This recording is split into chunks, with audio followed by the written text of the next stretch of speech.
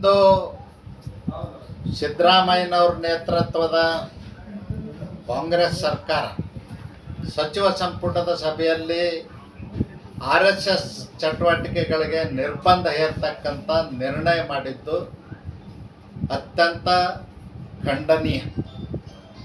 ಸಿದ್ದರಾಮಯ್ಯನವರು ಇವತ್ತು ತೆಗೆದುಕೊಳ್ತಕ್ಕಂಥ ನಿರ್ಧಾರಗಳನ್ನು ನೋಡಿದಾಗ ಇಂದಿರಾ ಗಾಂಧಿ ಅವರ ಕಾಲದಲ್ಲಿ ಹೇರಿದಂಥ ತುರ್ತು ಪರಿಸ್ಥಿತಿಯ ನೆನಪಿಗೆ ಬರ್ತದೆ.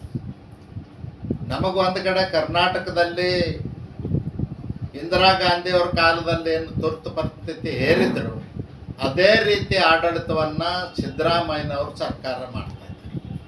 ನಿಷೇಧ ಮಾಡ್ತಕ್ಕಂಥದ್ದು, ನಿರ್ಬಂಧ ಹೇಳ್ತಕ್ಕಂಥದ್ದು ಇವೆಲ್ಲವೂ ಕೂಡ ನಿರ್ಣಯ ಆಗಿರ್ತಕ್ಕಂಥದ್ದು ಇಂದಿರಾ ಗಾಂಧಿಯವರ ಆಡಳಿತದಲ್ಲಿ ದೇಶದಲ್ಲಿ ತುರ್ತು ಪರಿಸ್ಥಿತಿ ಹೇರಿದಂಥ ಸಂದರ್ಭ.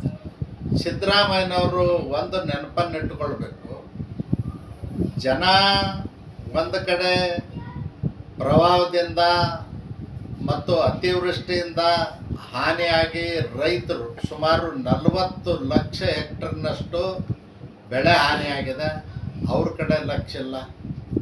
ಎರಡನೇದಾಗಿ ಲಕ್ಷಾಂತರ ಜನ ಇವತ್ತು ಮನೆ ಮಠಗಳನ್ನು ಅತಿವೃಷ್ಟಿ ಸಂದರ್ಭದಲ್ಲಿ ಕಳ್ಕೊಂಡು ನಿರ್ಗತಿಕರಾಗಿದ್ದಾರೆ, ಗುಡಿ ಗುಂಡಾರ್ಗಳಲ್ಲಿ ವಾಸ ಮಾಡ್ತಾ ಇದ್ದಾರೆ, ಅವ್ರ ಕಡೆ ಲಕ್ಷ್ಯ ಇಲ್ಲ.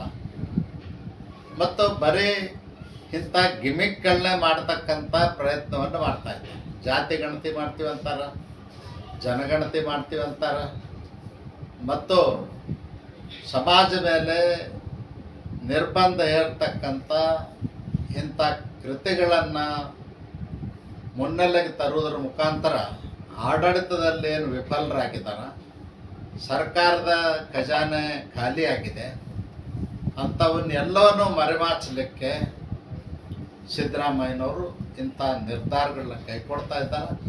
ನಾನು ಸರ್ಕಾರಕ್ಕೆ ಎಚ್ಚರಿಕೆ ಕೊಡಲಿಕ್ಕೆ ಬಯಸ್ತೇನೆ. 6.5 ಕೋಟಿ ಜನ ನಿಮ್ಮನ್ನು ಕ್ಷಮಿಸಲಿಕ್ಕೆ ಸಾಧ್ಯ ಇಲ್ಲ. ನೀವು ಇಂಥ ನಿರ್ಣಯಗಳನ್ನ ಕೈಬಿಡಿ. ಸಮಾಜದಲ್ಲಿ ಅವರಷ್ಟಕ್ಕೆ ಅವರು ಅವರ ಧರ್ಮ ಸಂಸ್ಕೃತಿಯಲ್ಲಿ ಬದುಕ್ತಾ ಇರ್ತಾರೆ, ದೇಶದ ಅಭಿವೃದ್ಧಿಗಾಗಿ ಚಿಂತನೆ ಮಾಡ್ತಕ್ಕಂಥವ್ರು ಇದ್ದಾರೆ.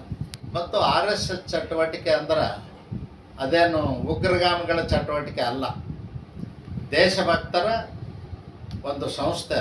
100 ವರ್ಷಗಳ ಕಾಲ ದೇಶದಲ್ಲಿ ಸಂಸ್ಕೃತಿ ಉಳಿಬೇಕು, ಧರ್ಮ ಉಳಿಬೇಕು, ದೇಶ ಅಭಿವೃದ್ಧಿ ಆಗಬೇಕು ಅಂತಕ್ಕಂಥ ಮನೆ ಮಠಗಳನ್ನು ತೊರೆದು ಸಂತರ ರೀತಿಯಲ್ಲಿ ಇವತ್ತು RSSನವರು ಕೆಲಸ ಮಾಡ್ತಾ ಇದ್ದಾರೆ.